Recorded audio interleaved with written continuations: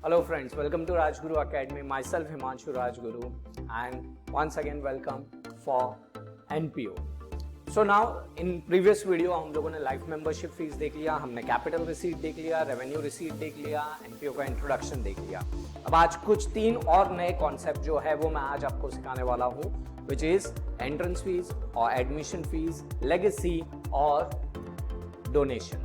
जी हाँ, अब मैं ये बता चाहता हूँ आप लोगों को कि एंट्रेंस फीस और एडमिशन फीस बराबर है, ये दोनों किस टाइम पे की जाती है। सी व्हेनेवर तुम कोई एनजीओ का या एनपीओ का कोई और हिस्सा बनने जाते हो तो आप लोगों को एक पर्टिकुलर अमाउंट देना रहता है to become a member, not to be a member but to become a member. मतलब कि अगर हमें किसी के पास जाके उनको बोलना पड़ेगा कि हमको आपका मेंबर बनना है तो उसका प्रोसीजर क्या रहेगा, तो उसकी मंथली फीस तो रहेगी, लेकिन apart from that admission fees भी और एंट्रेंस फीस भी देनी पड़ेगी आप लोगों को, बिकॉज आप लोग अब तक उस संस्था या ऑर्गेनाइजेशन से जुड़े हुए नहीं थे। So now you are becoming the member, that's why you need to pay extra amount and that amount is called as entrance fees. Now इसकी अभी अकाउंटिंग कैसे होगी। अगर मैं मान लीजिए मैं हूं या आप हो, अगर हम लोग किसी संस्था के ऑर्गेनाइजेशन के मेंबर बनने चाह रहे हैं तो हम मेंबर एक बार बनेंगे उस ऑर्गेनाइजेशन के, तो इसका मतलब हम वो पैसा कितनी बार देंगे, एक ही बार देंगे। सो इसलिए ये कौन सी रिसीट हो जाएगी, अगेन कैपिटल रिसीट हो जाएगी। But few accountant believe that के ये रेवेन्यू रिसीट भी कंसीडर करनी चाहिए क्योंकि हर लोगों के पास से मिलती है। बट कुछ अकाउंटेंट जो है वो ऐसा मानते हैं कि भाई जब एक ही पर्सन के पास से एक ही बार मिलने वाली है तो उसको रेवेन्यू रिसीट क्यों माने, इसलिए मैटर ऑफ कंट्रोवर्शियल रहता है हमेशा। बट हमेशा अपने को ये चीज ध्यान में रखनी है कि एंट्रेंस फीस को हमें क्या कंसीडर करना है, कैपिटल रिसीट कंसीडर करना है। अगर तुम कैपिटल रिसीट कंसीडर करते हो तो नीचे एक नोट लिख देना that I have considered entrance fees as a capital receipt, hence it is shown on the liability side or added to capital fund। अच्छा, अदरवाइज अगर तुम लोग इनकम बता रहे हो तो वहां पे अगेन नोट लिख दो I have considered in entrance fees as a revenue receipt, hence it is shown on the income and expenditure side।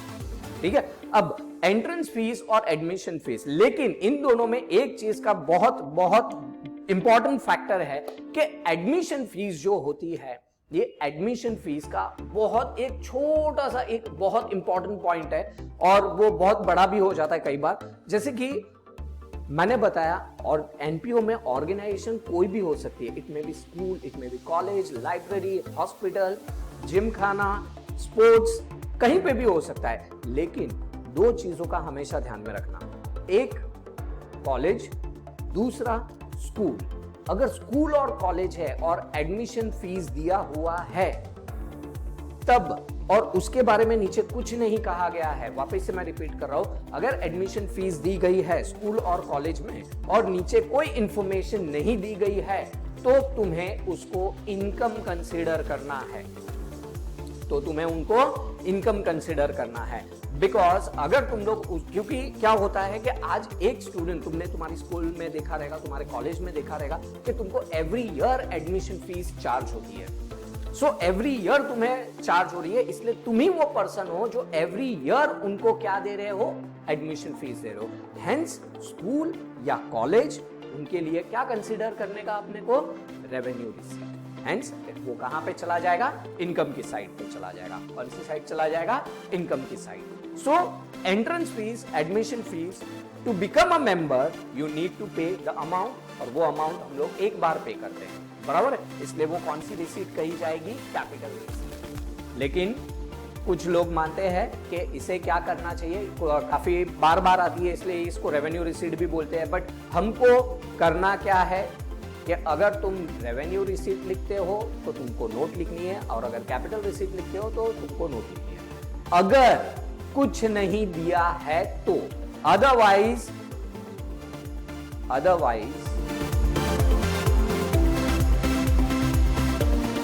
Do as directed. What is that, do as directed. Question में बोला रहेगा हमें कि entrance fees को क्या करना है। जैसे कि मैं बताता हूं, फॉर एग्जांपल ये है हमारा कैश बुक, रिसीट, पेमेंट। अब कैश बुक में यहाँ पे हमें दिया गया है एंट्रेंस फीस, मान लीजिए 5,000। सो हमें नीचे एडजस्टमेंट में दिया रहेगा 50% entrance fees to be capitalised. इसका मतलब यहां पे हमको बोला गया कि आपको आधा क्या कंसीडर करना है, कैपिटल रिसीट करना है, इसलिए आपको कहां पे डालना है, कैपिटल फंड में डाल देना, और आधा आपको कहां पे रखना है, इनकम में ही डाल के रखना हुआ है। अब इनकम में ही रखना पड़ेगा। ओके, सो इस तरह से तुम लोग को दिया जाएगा। लेकिन अगर कोई इंफॉर्मेशन दी नहीं गई है तब तुम्हें क्या करना है, तब तुम्हें उसको, अगर तुम कैपिटल रिसीट कंसीडर करते हो तो नीचे नोट लिखनी है कि I have considered capital entrance fees as a capital receipt, hence it is shown on the capital in liability side और एडेड टू कैपिटल फंड। और अगर तुम इनकम कंसीडर करते हो तो तुम लोगों को नोट लिखनी है, that note I have considered entrance fees as a revenue receipt, hence it is shown on the income and expenditure side. Okay, so that is what the entrance fees to be a member. To be a member हमें pay करनी पड़ती है entrance fees और admission fees. Okay, so I hope clear है। अगर कुछ भी doubt रहेगा तो you can comment on that कि आपको ये डाउट है, तो अगेन ऑब्वियसली मैं आपको वहां पे रिप्लाई करूंगा। देन आता है लेगेसी। अब लेगेसी तुम लोगों को पता है लेगेसी क्या होता है। जैसे कि तुम लोगों ने गोलमाल पिक्चर देखी थी, उसमें जो भूत वाली सीरीज थी, भूत वाली पिक्चर थी, उसमें क्या था, उसमें पंगा क्या था, उसमें पंगा ये था कि एक बंदा मर गया है और वो जो बंगलो है, वो जो अनाथ है, वो जो बंगलो जो कहीं हिल स्टेशन पे था, वो जो पर्सन मर चुका है वो उस अनाथ आश्रम को देके गया था। अब पंगा ये था कि वो अनाथ आश्रम को देके गया। उसी प्रकार कोई भी पर्सन मरता है तब वो अपनी जायदाद किसी एनपीओ के नाम पे कर देता है। वापस से मैं बता रहा हूं कि जब भी कोई भी पर्सन जब मरता है तब वो अपनी जायदाद अपने विल के मुताबिक लिखकर वो किसी एनपीओ के नाम पे कर देता है, और वो कहता है कि मेरा पैसा यहां पे यूज होना चाहिए। अब ऐसे जो सज्जन लोग रहते हैं वो हमें मिलते कई बार है कि एक बार मिलते, एक बार मिलते, तो इसलिए इसको कौन सी रिसीट कहेंगे, अगेन कैपिटल रिसीट। इसलिए इसको कहां पे दिखाना चाहिए हमें, लायबिलिटी साइड पे। कहां पे दिखाना चाहिए, लायबिलिटी साइड पे। सो लेगेसी कहां पे आ जाएगी, लायबिलिटी साइड पे। अगर कुछ भी नहीं कहा है तो nothing is mention, nothing is mention, तो कहां पे आ जाएगा, लायबिलिटी साइड में। और अदरवाइज डू एज डायरेक्टेड। जैसे कि मैंने ऊपर बताया, लेगेसी दिया था, बोला जाएगा 50% to be capitalise, 50% revenue receipt, या पूरा रेवेन्यू रिसीट कंसीडर कर दो।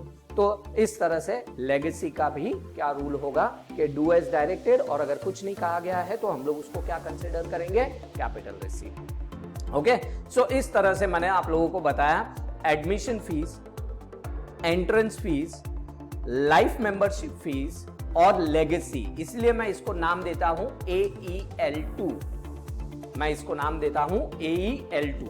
अब ये AEL2 admission fees, entrance fees, life membership fees, legacy, इन चारों का फंडा ये होता है कि इन चारों को हमेशा डायरेक्टली जो बोला रहेगा वैसे इफेक्ट डालना है। आने वाले वीडियोस में मैं बताऊंगा कि आप लोगों को किस तरह से इसको ट्रीट करना है, ठीक है। बट AEL2 यानी क्या कि इसको हमें डायरेक्टली किस तरह से रिप्रेजेंट करना है कि जो बोला रहेगा वो हमें करना है।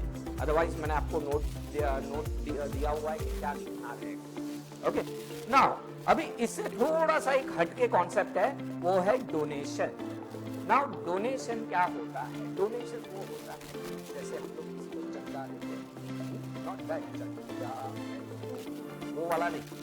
ये चंदा मतलब कौन सा, दैट के हम लोगों ने किसी को पैसा दिया। अब किसी को पैसा दिया, डोनेशन दिया, बराबर नहीं, जैसे हम लोग कई बार दान दे देते हैं, तो वैसे हमने किसी को डोनेशन दिया है, किसी एनपीओ को डोनेशन दिया। अब तुम्हारी मर्जी है, हाँ तुम्हारी मर्जी है, तुम चाहो तो उसे कह सकते हो मेरा पैसा यहीं पे यूज होना चाहिए, मेरा पैसा यही कोई एक्टिविटी के लिए यूज होना चाहिए, उसके अलावा और कहीं पे भी यूज नहीं होना चाहिए। तो एक वो डोनेशन हो गया। दूसरा, हमने पैसे दे दिए और उसको बोला कि जाओ भाई, तुमको जहां काम लगेगा तुम यूज कर लेना। है तो नॉन प्रॉफिट ऑर्गेनाइजेशन। तो जैसे कि कोई स्कूल हो गया या कोई जिम खाना हो गया या कोई स्पोर्ट्स अकेडमी हो गई, तो हमने उसको बोल दिया ये लो पैसा, ये डोनेशन है, ये डोनेशन से आपको प्राइस डिस्ट्रीब्यूट करना है। बोलते ना कि प्राइस डिस्ट्रीब्यूशन मेरी तरफ से। तो ये स्पेसिफिक डोनेशन हुआ। ये क्या हो गया? Specific donation.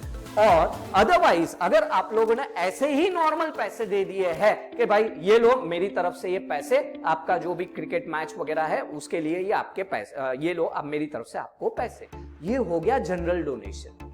ये क्या हो गया? General donation. सो यहां पे मैंने दो चीजें बताई। नंबर वन कि पैसा हम लोग बोल के देंगे। जैसे कि अगर मैं तुमको एक बात बताऊं, तुम कई बार तुम्हारे घर पे तुम्हारे पापा बोलते रहेंगे कि ये ले बेटा, ये ले पैसे, जाके पिक्चर देख क्या। तो अभी आपको पता है ये पैसे दिए गए हैं किस चीज के लिए? स्पेसिफिकली पिक्चर के लिए। या तो पापा ने कहा कि ये ले बेटा, ये पैसे रख, ये पैसे से जाके रेलवे की टिकट बुक करवा क्या। तो ये पैसा भी आपको स्पेसिफिक पर्पस के लिए दिया गया है, आपको उड़ाने के लिए नहीं दिया गया। सो अब ये जो पैसा मिला स्पेसिफिक रीजन की वजह से मिला। यानी जब वो रीजन आएगा, यानी जब तुम टिकट निकालने जाओगे तब तुमको जेब में से पैसे वो निकाल के देने पड़ेंगे। उसी तरह से जब स्पेसिफिक डोनेशन होता है तो उस समय पर क्या होता है? Specific donation. जैसे कि अगर मान लीजिए किसी जो दानवीर रहेगा, जैसे कि कर्ण की तरह, या जो आजकल जो लोग इतना पैसा बहाते हैं उन लोगों की तरह, अगर किसी ने हमको बोल दिया कि ये जो पैसा है आप जब बिल्डिंग बनेगी, ये स्कूल की बिल्डिंग बनेगी, तब उसमें स्टेज के लिए यूज करना, तो ये क्या हो गया? Donation for stage. बराबर है? तो यानी अब वो पैसा हम कब यूज करेंगे? जब वो स्टेज बनेगा, तब हमें वो पैसा यूज करना पड़ेगा, वो पैसा देना पड़ेगा। इसलिए स्पेसिफिक डोनेशन। ठीक है? अच्छा, एक और एग्जांपल मैं बताता हूं। जैसे कि हम लोग की क्रिकेट की टूर्नामेंट है, ठीक है? तो स्कूल में क्रिकेट की टूर्नामेंट है, तो किसी कोई एक स्पोर्ट्स वाला एकदम जो अच्छा, जिसको स्पोर्ट्स अच्छा लगता है, एंड इज क्वाइट वेल्दी, तो उसने कह दिया कि चलो स्पोर्ट्स मटेरियल, यानी जो भी स्पोर्ट्स में टूर्नामेंट में जो भी प्राइजेस रहेंगे उसका ये मेरी तरफ से आपको चंदा, डोनेशन मिला। बट उस बंदे ने क्या कहा? उस बंदे ने कहा कि ये जो पैसा है, ये पैसा पर्टिकुलरली आपको प्राइज डिस्ट्रीब्यूशन के लिए लेना है, not for any other purpose. तो जब प्राइज हम लेने जाएंगे तब हमें वो पैसा देना पड़ेगा, और जब हमको वो पैसा देना पड़ेगा, इट बिकम योर। वो जब तुमको मिला तो तुमको मिला इस किस रीजन की वजह से मिला था कि जब प्राइज लेने जाओगे तब तुमको देना पड़ेगा। तो जब पैसा मिलता है तो वो तुम लोग क्या कंसीडर करोगे? बोलो बोलो, क्या कंसीडर करोगे? Yes, absolutely. तो वो हम लोग उसको कंसीडर करेंगे, yes friends, yes. So specific donation, अगर मैं बात करूं स्पेसिफिक डोनेशन, तो वो हमारे लिए क्या हो जाएगा? लायबिलिटी। ओके? और जनरल डोनेशन ऐसे ही बोल दिया, अब उसका हम लोग कुछ भी यूज करें। पापा ने दे दिया, ये ले पैसे, जा मजे कर। अब तुम उस पैसों का कुछ भी कर रहे हो, तुमको कोई सवाल नहीं पूछने वाला तुमने ये पैसा कहां डाला, कैसे, किस पे उड़ाया, कुछ पता नहीं है। बर्थडे के दिन मिलता है ना, बराबर है? अब वो तुम्हारी मर्जी है, तुम कहीं पे भी उड़ाओ। बट अब यहां पे तुम्हारे लिए ये जो पैसा मिला, जैसे दिवाली के टाइम पे कोई भी मेहमान आते हैं तो हम लोग पैर छूते, तो हमें उनके पास से भी क्या मिलते हैं? पैसे मिलते हैं, है ना? तो अब ये जो पैसे हमें मिलते हैं, ये हमको कोई स्पेसिफिक पर्पस के लिए नहीं मिलते। जैसे कि मेहमान आए और हमको बोल दिया, ये ले पैसा, इससे किताब ही खरीदना। Are you serious? किताब खरीदने के लिए पैसे देंगे? नहीं चाहिए, रखो, है ना? क्यों? बिकॉज आपको मालूम है यार, आप हमें पैसे दे रहे हो, अब हमारा काम है हम इसको कहां उड़ाए। बराबर है? So nobody is going to ask you कि कोई भी मेहमान आके हम पापा ने दे दिए, बोले ये लो तुम्हारी पॉकेट मनी, तो तुमको कोई पूछने वाला नहीं है कि पैसे कहां उड़ाए। तो it become your general donation, it is your income. So इसीलिए यहाँ पे दूसरा डोनेशन आता है जिसको हम लोग कहते हैं जनरल डोनेशन, जो हम लोगों का कहाँ पे जाएगा, इनकम एंड एक्सपेंडिचर अकाउंट में। आपको पता है ना, income and expenditure account is a replica of profit and loss account. So friends, मैं वापस से बता रहा हूं, डोनेशन दो टाइप के होते हैं। नंबर 1 स्पेसिफिक डोनेशन, जो कि जाएगा कहां पे, लायबिलिटी में। और दूसरा जनरल डोनेशन, जो कि जाएगा कहां पे, इनकम। ओके फ्रेंड्स, सो आज मैंने तुम लोगों को काफी कॉन्सेप्ट सिखाए। Number 1 admission fees, entrance fees, legacy और डोनेशन। डोनेशन दो टाइप के हैं, general donation and specific donation. Okay, so quick recap. Entrance fees, AEL2। Admission fees हमेशा डू एज डायरेक्टेड, और अगर कुछ नहीं कहा गया है तो आपको नोट लिख देनी और कैपिटल या इनकम में डाल देना है। अच्छा, दूसरी बात, अगर आपको एडमिशन फीस के बारे में एक हमेशा पॉइंट ध्यान में रखना है, क्या कि अगर एडमिशन फीस के बारे में कुछ नहीं कहा गया और वो स्कूल और कॉलेज है, then you have to consider income. वापस से मैं रिपीट कर रहा हूं, एडमिशन फीस के बारे में अगर कुछ नहीं कहा गया तो आपको स्कूल और कॉलेज रहेगी तो आपको कंसिडर करना है income.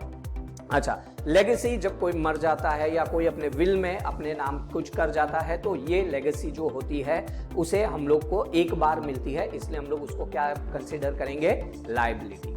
Okay, otherwise do as directed, 50% इधर 50% उधर, तो उस तरह से तुम लोग कर सकते हो। डोनेशन में दो प्रकार के डोनेशन होते हैं, that is 1 is general donation and specific donation. General donation is your income and specific donation is your liability. Okay friends, so next lecture में, नेक्स्ट वीडियो में मैं बताने वाला हूँ सबसे इंपॉर्टेंट सोर्स ऑफ इनकम, जिसका एनपीओ में हमेशा सबसे ज्यादा वेट किया जाता है, which is called as subscription.